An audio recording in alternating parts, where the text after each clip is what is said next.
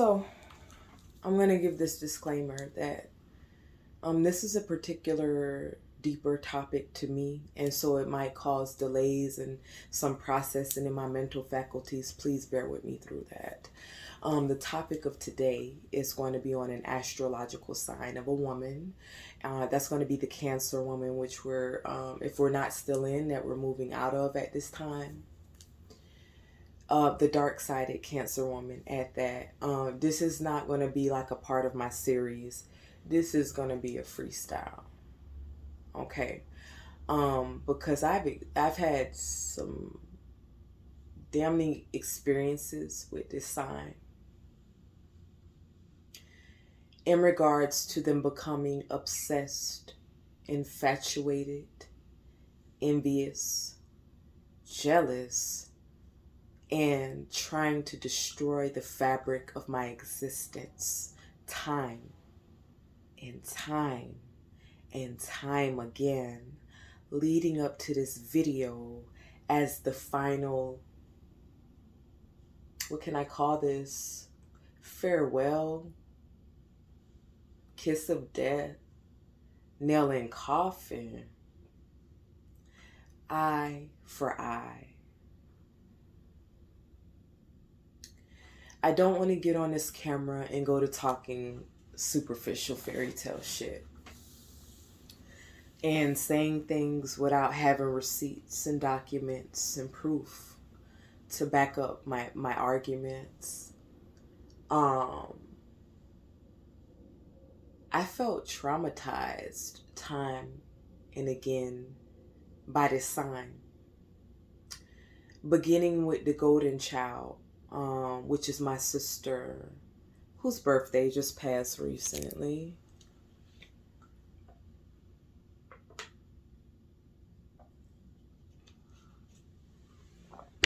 The other day I was sitting and I was thinking to myself, and I'll just have these moments of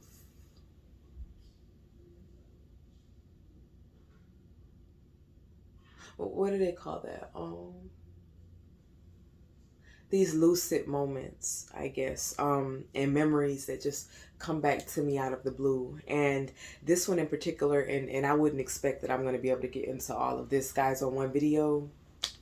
So bear with me on that too, if I have to break it down to a few parts. But yeah, I just had this whole memory that came back to me of in my childhood. If I were to guess about my age, I must have been around about 17, 18. Had just had my daughter and had just moved out of that house. It was, I can't remember the specification because I had moved out quite a few times around about that age, so I don't remember what time this was. But it was a time where clearly I didn't have the opportunity to gather my belongings, my clothing, and a lot of things that mattered to me. And many years later, which I still have the pictures now, I look back to what was going on in my house at that time. And I saw where in Orlando, which is where I'm from, up until Ohio, which is where I'm originally from, and where my mother, at the time that she had just had my sister, that's an interesting story, guys. You got to get into this book with me. That's an interesting story, but at the time it just had my sister, my little baby sister. The golden child had just, and the golden child's name is Jaja. Okay. But I prefer to call her the golden child. Let's just keep it there. Had just had her daughter as well. And so we had cousins up there. It was sometime they even spent in Chicago because my mother's child's father, this is where he is from and his family is. And on both of these trips, I noticed that my sister and total strangers and people I didn't know and had never met and will probably never meet were sitting around in my clothes.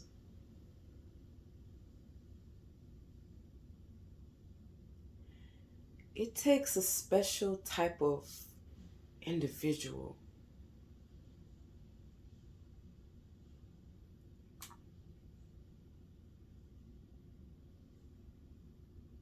to look at the personal belongings of someone and want to take them, of your own relative, sister, brother, whoever it might have been, and want to take their clothes and wear them. It's almost like you want to be them. You want to live their life through their material possessions. Very mad white woman. Okay? And I know y'all know what I'm talking about. What single white woman is it? Very obsessive and psychotic. And then it also made me wonder, were you wishing on my things while I still had them and making plans for my things? And it made me wonder that, man, if I hadn't have just moved, or maybe something really detrimental happened to me, this is where my things would have went on to live a life all their own, with my sister on the road and giving out as gifts to relatives and people I don't know and I don't fuck with, and your clothes hold energy and your essence. For somebody to dial you up and to dress up as you and not even so much as acknowledge your existence. This bitch is sick. That's my alarm, I'm sorry. And twisted. Now, you could even fast forward up to one of my brother's friends. He became my brother's friend over time, and now you would think that they were always friends, but Jonathan is actually someone that I went to high school with, someone that I grew up with, someone that I knew. But again, sometimes it's like the gay life supersedes all other relationships, and you'll see people become friends like they were friends or they knew each other before you. They didn't, but he stayed across the street from my sister at a time, and her baby's father. And one day he pulled me to the side, and this is probably out of the kindness and some type of love in his heart. And that he mentioned, your sister, man, she talks pretty bad about you when you're not around and behind your back. And that she made this comment about you that, yeah, you're pretty, but you'll never be really a 10 or perfectly pretty and acceptably pretty in the black community because you have no ass. That all of my life, my mother and sister and brother behind my back have tried to break me down and box me and figure out what it is, either is or isn't about me, that's beautiful or not, or good enough or not, or smart enough or not. You know, but see, what they failed to realize is that so what happens when my weight picks up? You know, I get thicker when I get that booty. Then am I, then is it good enough? Then, you see, because my mother and sister were always thicker than me, they felt superior to me. And that was something over the duration of my childhood that I would be teased and taunted and bullied on. Oh, my big head. Oh, my flat ass and being so skinny. Right. See, that made me just want to do this. Is that enough booty for you, sis? Is that not enough? Cause just working out, baby, got me that. So now, what can you say? You like this outfit? Is it good enough for you? Yeah. So these would be the snide and sadistic remarks made about me behind my back, and a lot of that, my thinness of weight and low self-esteem, lack of belief in myself. When I look back at some pictures of my upbringing, I would be like this, like kind of slouched over all the time. I was never being uplifted. I was never being, what they say, uh, hyped. You know what I'm saying? Like, oh, sister, but I was always hyping, but I was never being hyped. I was never being believed in, but my confidence was still on 10. And I would look back at pictures of myself now to then, and I was always beaming, like always smiling, always happy. And so, whatever the attempt was to break me down, it worked. In a sense, especially when I was younger, it was working at a time, but I blossomed over time and became the most beautiful, as is my daughter.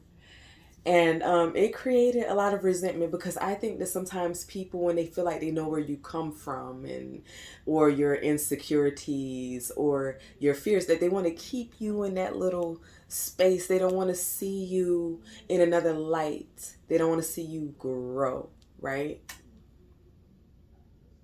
They don't want to see you come into your own.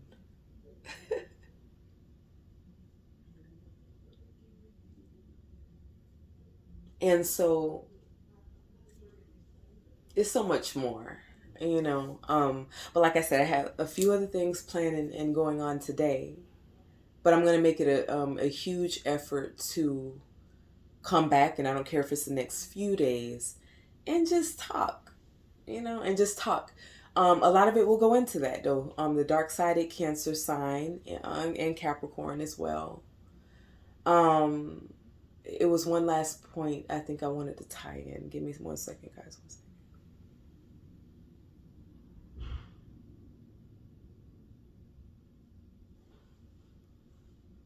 What's so sad is so many stories, but there was one in particular.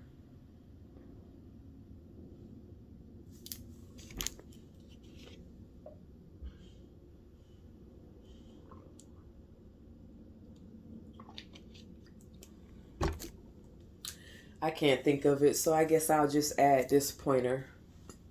Who this might have been? Okay, 12, 20. Okay.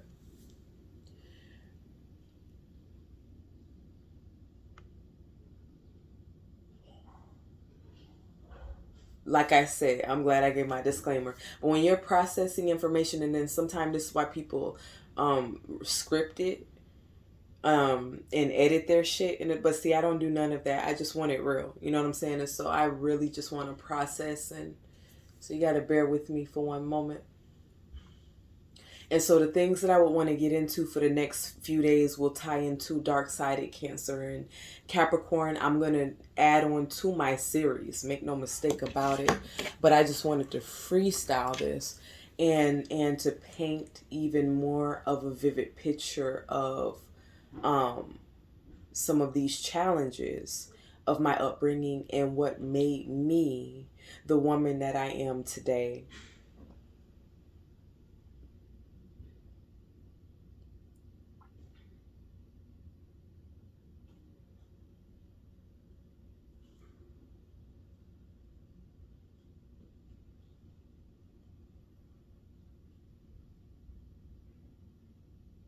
On multiple occasions, my sister has sought to destroy my life and to shatter me on a spiritual and metaphysical level. Before I left Orlando, she was one of the last people I sat with and saw. And the way that went was something sort of like the last straw. That I had an ex I saw, lo and behold, who's a Cancer as well. It's interesting because Cancers really are like Cancer. Their name is so fitting, even. Yeah, I saw him randomly one day, and that he mentioned to me that she and he had been speaking with each other back and forth on social media, and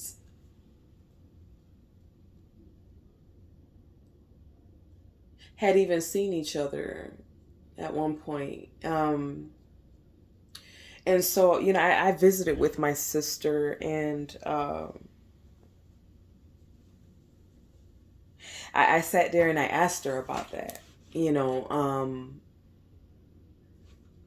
and she mentioned that, yeah, she had been talking to him on Facebook, that one day somebody just kept talking shit to her. She didn't know who it was. And so she finally talked shit back and discovered that it was him, and that she actually had some messenger back and forth between them in her phone at that time. Also, that when I asked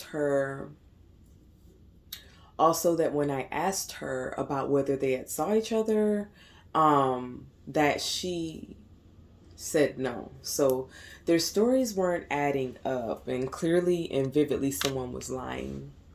And then in 2017, I had visited New York, and I had saw her baby's father up here. He lived up here, and he was actually putting me down with a cousin of his for some whole other business.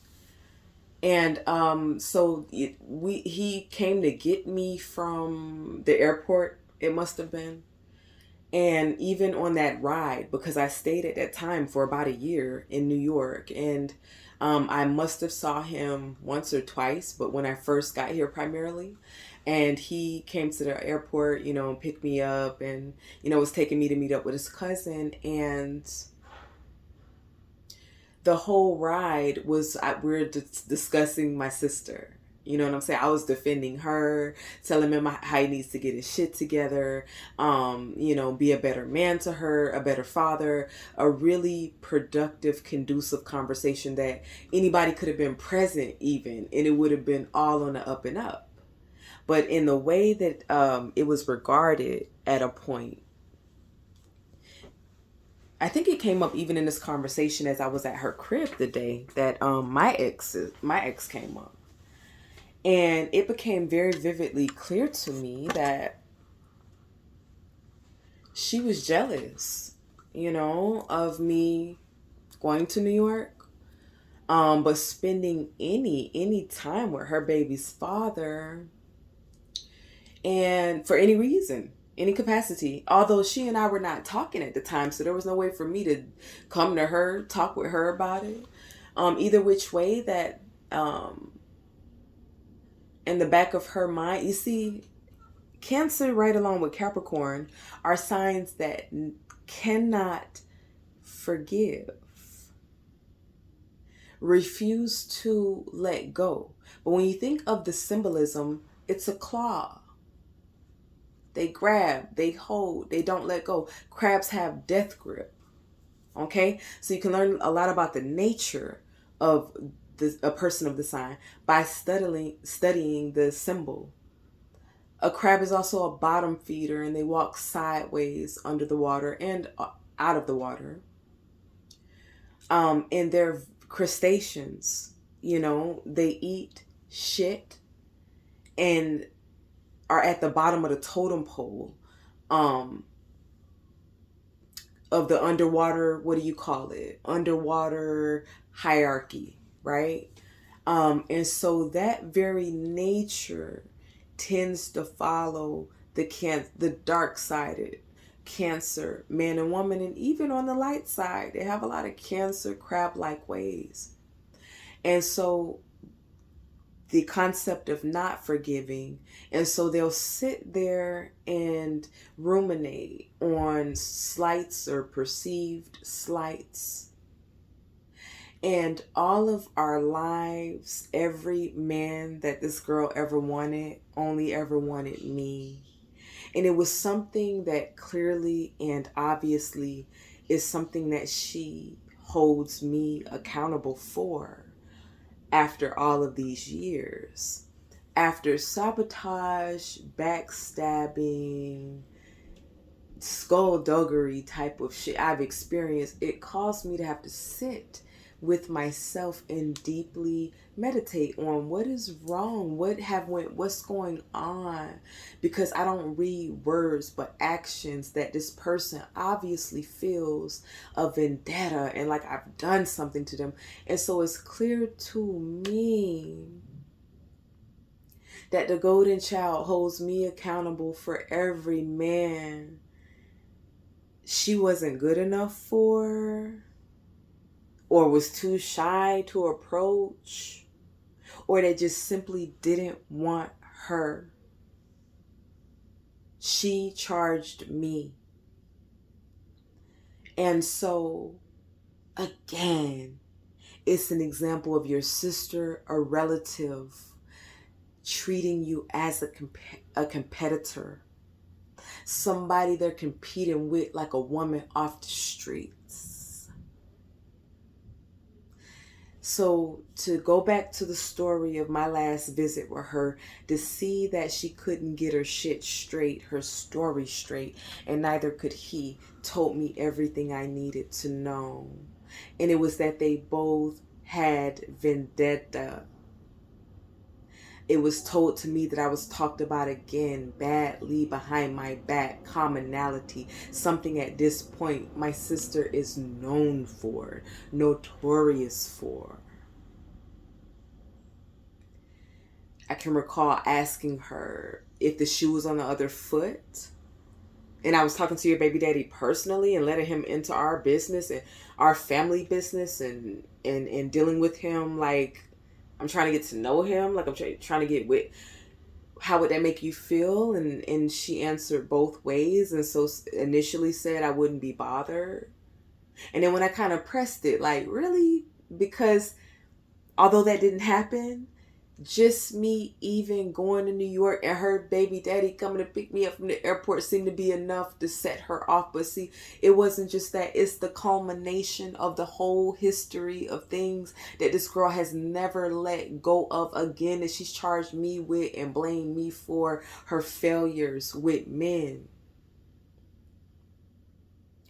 And then she goes back and revises that and says, well, yeah, I would be bothered if you did what I did with your ex, and if the story couldn't be straight. And so from there, I left.